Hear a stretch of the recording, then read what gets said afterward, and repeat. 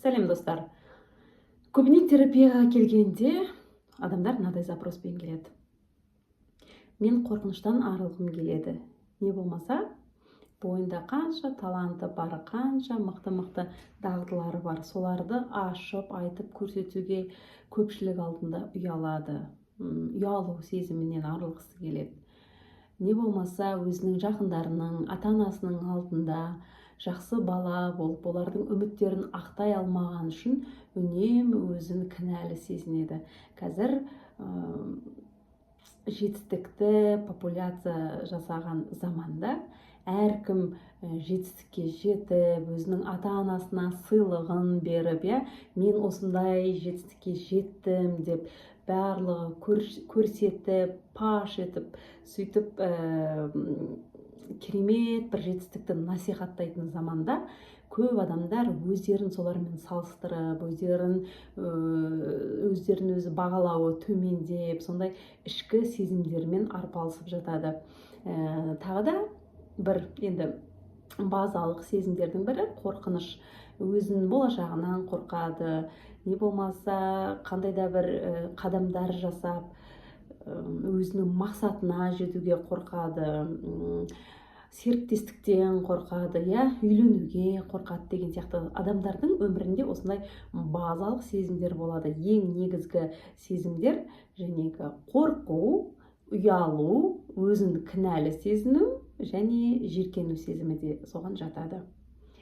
Енді терапияға келгендегі запросы осы сезімдерді алып тастағысы келеді. Бұл адамның бойындағы негізгі сезімдер. Біз терапия барысында былай ота жасағандай адамның санасынан, немесе ішкі жан дүниесінен ол сезімдерді алып тастай алмаймыз. Ол бізге негізі қажет сезімдер. Мысалы, қорқыныш сезімі. Қорқыныш сезімі бала кезден жаймен қалыптасатын сезім. Неше түрлі жағдайлар, орта, бізге ата-анамыз, мектептегі орта қандай қарым-қатынас жасады, сәйкесінше соған біздің санамызда өмір сүруге бейімдейтін, бізді өзімізге тән ерекшеліктер, тактикалар қалыптаса бастайды. Мысалы, қорқыныш не үшін қажет бізге? Егер қорқынышты алып тастағым келеді деп қорқынышты алып тастаса, адамдар қауіпсіздік пен қауіпті жердің шекарасын айыра алмай қалады. Мысалы үшін онда балалар андай тастанды үйлерге барып ойнайтын, биіктіктен секіретін, не болмаса көшеде бұзақы адамдар тұрса, айналып өтпей арнайы солардың жанымен өтетіндей көрініс табады. Негізі қорқыныш сезімі бізге не үшін керек? Біздің өмірімізге нақты төніп тұрған қауіпті ажырату үшін, айқындау үшін қажет. Сол сияқты ұят сезімі. Ұят болады, масқара деген сезімдер бізге ол да қажет болады. Не үшін қажет? Ол сезім бізде қоғамдағы бекітілген бір норма бар, осылай жасауға болмайды, ұят болады дегендей. Сол нормадан асып кетпеу үшін тіпті адам ұятсыз әрекеттерге барады деп айтады ғой. Сол қоғамдағы нормадан асып, әркім өзінің білген жасамау үшін біздің ішкі өзіміздің мынандай балансқа келтіріп адамды реттеп отыратын сезімдер. Жәнегі ұят сезімі де, қорқыныш сезімі де бәрін реттеп баланста ұстап отырады. Енді өзін өзі кінәлі сезіну сезімі. Егер адам осы сезімді алып тастағысы келсе, онда ол басқа бір адамдардың көңіліне тисе, оларды ренжітіп алса, ауыр сөз айтса, не болмаса тіпті қылмыс жасаса да, өзін еш кінәлі сезінбеседі. Өзін еш кінәлі сезінбей, біздің қоғамда неше түрлі жағдайлар, қылмыстар көбейіп кетер еді. Бізде сол адамның ішкі күйін реттеп отырады осы сезімдер. Оларды біз баланста ұстауымыз керек. Біз оларды өзіміздің бойымыздан алып тастай алмаймыз.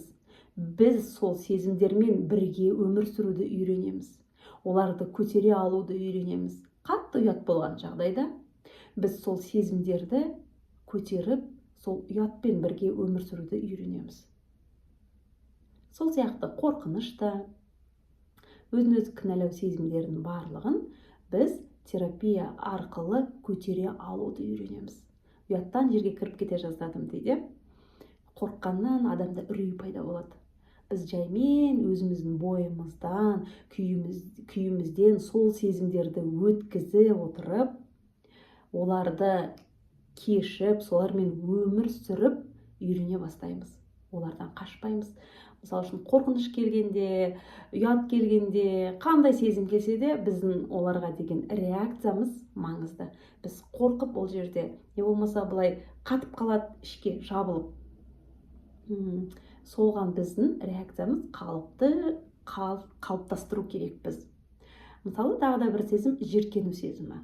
Жиіркену сезімі ол да біздің адамның психикасында, санасында қандай да бір өзінің атқаратын рөлі бар, балансты ұстап отырады. Мысалы, жиіркену сезімі адамда болмаса, адамдар жәнегі ішімдік ішкенде, ол енді приятный емес қой, жағымды емес, ащы, дәмі жаман, өте жағымсыз, неше түрлі темекінің иісі, не болмаса енді тағы да қандай жағымсыз иістер бар, жағымсыз жерлер бар, саған ұнамайтын орта бар.